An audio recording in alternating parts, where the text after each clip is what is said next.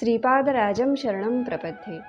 ओम सर्व जगद्रक्षाय गुरुदत्तात्रेयाय श्रीपाद श्रीवल्लभ परमात्मने नमः।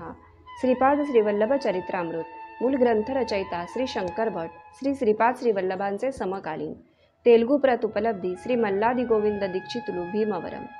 मराठी अनुवाद श्री हरिभाऊ जोशी निटूरकर, भाऊ महाराज, हैदराबाद। आपण श्रीपाद श्रीवल्लभ चरित्रामृत ग्रंथाचं पठण करतोय। आत्तापर्यंत आपले 11 अध्याय पठण करून झालेले आहेत। हा 12वा अध्याय आहे। अध्याय पठणापूर्वी आपण अध्याय पठणाचं फल ऐकतो। तर 12व्या अध्याय पठणाचं फल आहे शरीरारोग्य प्राप्ती। नमस्कार, मी सौ मृणाल मनोज गोखले। शिवाय चॅनलवर आपलं मनापासून स्वागत। चॅनलला सबस्क्राईब केलं नसेल तर सबस्क्राईब करा आणि बेल आयकॉनवर क्लिक करा, म्हणजे पुढच्या व्हिडिओचं नोटिफिकेशन येईल आणि कुठचाही अध्याय मिस होणार नाही। चला सुरू करूया। अध्याय 12वा श्रीपादराजं शरणं प्रपद्ये। अध्याय 12 कुलशेखर वृत्तांत। श्री सुबैया श्रेष्ठी कितीतरी नवीन विषय सहजपणे समजावून सांगत, त्यांच्या सांगण्याने ऐकणाऱ्यांचा आत्मविकास होत असे। ते सांगत असत की श्रीपाद वल्लभ साक्षात व्यंकटेश्वर स्वामीच आहेत। कलियुगात तेच कल्की अवतार धारण करणार आहेत। साधारणपणे कालगणनेनुसार कलियुगात 4,32,000 वर्षे आहेत, परंतु सांद्र सिंधू वेदाप्रमाणे कलियुगात 5,000 वर्षांचा काळ लोटल्यावर सामान्य प्रलय होऊन सत्ययुगाची स्थापना होईल।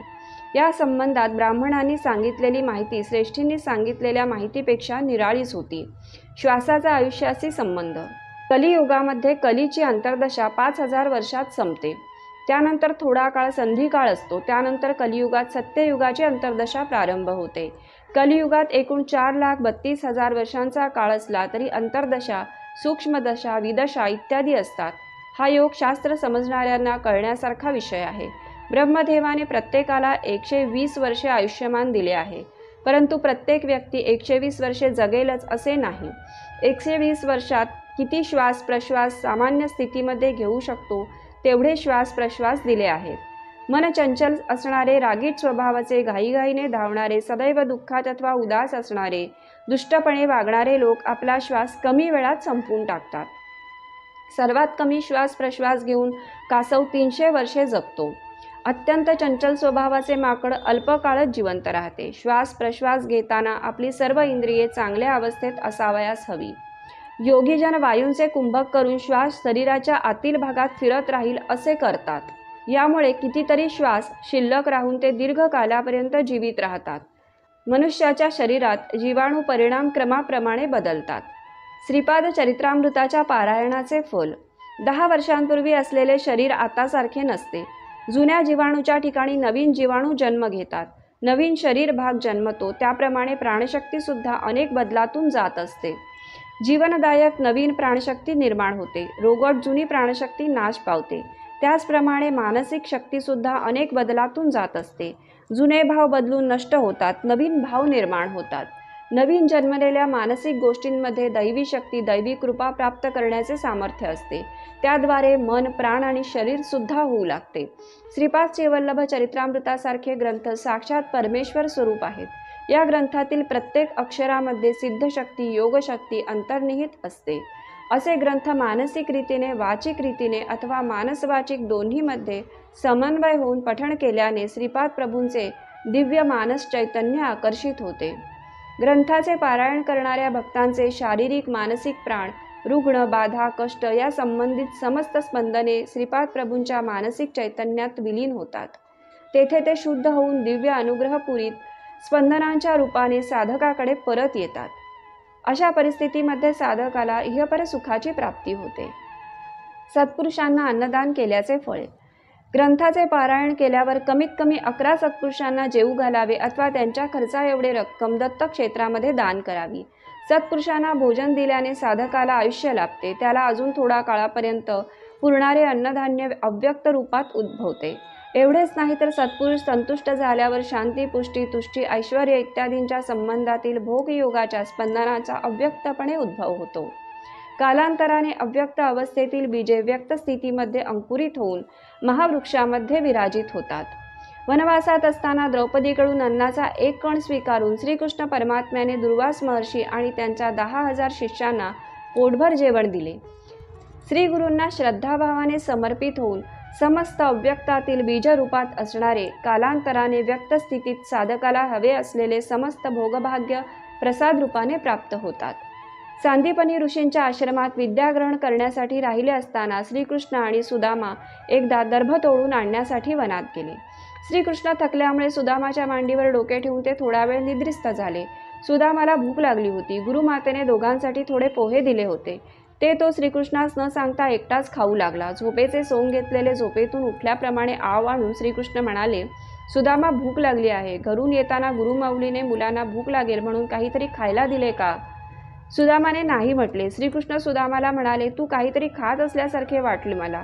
सुदामा म्हणाला, मी विष्णू सहस्त्रनाम म्हणतो आहे. श्रीकृष्ण म्हणाले, ओहो, असे काय? मला एक स्वप्न पडले की आपणा दोघांसाठी गुरुमाऊलीने पोहे दिले. ते तू मला न देता एकटाच खात होतास. एवढ्यात सुदामा म्हणाला, श्रीकृष्ण, थकला आहेस ना, त्यातून दुपारची वेळ, यावेळी पडलेल्या स्वप्नांचे काही फळ नसते असे शास्त्र सांगते. श्रीकृष्ण स्मित हास्य करून गप्प राहिले. कालांतराने सुदामा गरीब होऊन अत्यंत भाग्यहीन झाला. त्याने आपले कष्ट नाहीसे करण्यासाठी कितीतरी वेळा विष्णू सहस्त्रनामाचे पठण केले, परंतु काही विशेष फायदा झाला नाही.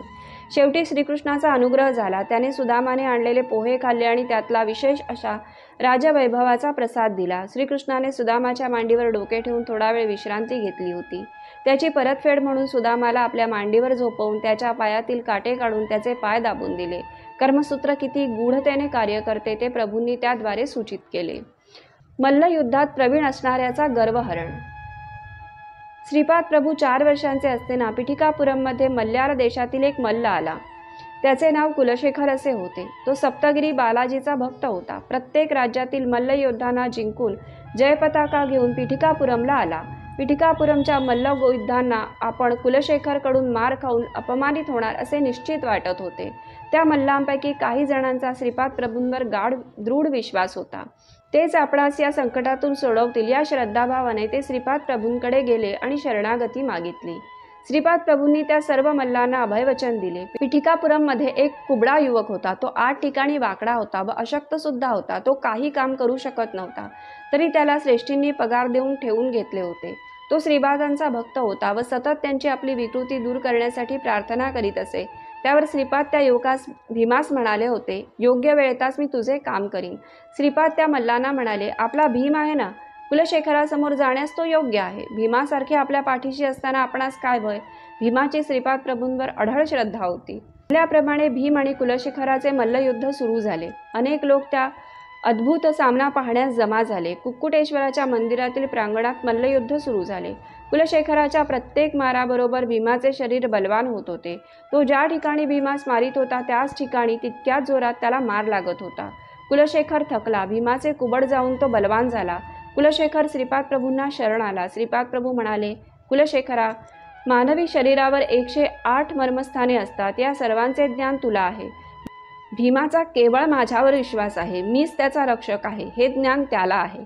तू अहंकाराने फुगला आहेस. आजपासून भीमाची सारी दुर्बलता तुला देतो आहे. तुला अन्न वस्त्राला कमी पडणार नाही. तुझ्या शरीरातील प्राणशक्ती घेऊन भीम अत्यंत बलवान झाला आहे. तिरुपतीला असणारा मीच आहे. कुलशेखरला क्षणभर श्रीपादांनी श्री व्यंकटेश्वराच्या रूपात दर्शन देऊन कृतार्थ केले. श्रीपादांच्या लीला अचिंत्य आहेत आणि त्यांची करुणा प्राप्त करणे हाच आपल्यासाठी एक मार्ग आहे. श्रीपाद श्रीवल्लभांचा जय जयकार असो.